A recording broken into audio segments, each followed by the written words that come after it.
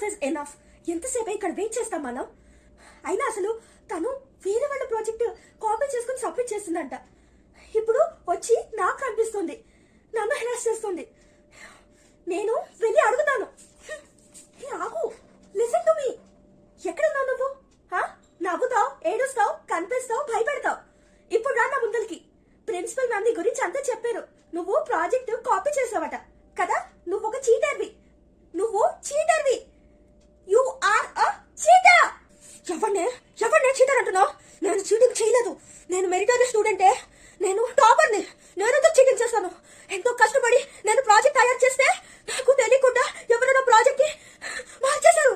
నేను ఇదే మాట ప్రిన్సిపల్ కి, టీచర్ కి, అందరికి చెప్పినా ఎవరు నమ్మలేదు. నా మాట ఎవరు నమ్మలేదు. నా ఇంట్లో కూడా మా తాతయ్య వాళ్ళందరూ కూడా నా మాట నమ్మలేదు. నేను నమ్మలేదు. నేను చీటర్ని కాదు. ఇక్కడి నుంచి ఏం చేస్తున్నావు అసలు నీకు అర్థమవుతుందా? Why are you provoking her?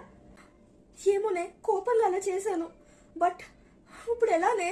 నేను నిజంగానే తనని ప్రొవోక్ చేసినట్టున్నాను. ఇప్పుడు ఎలా?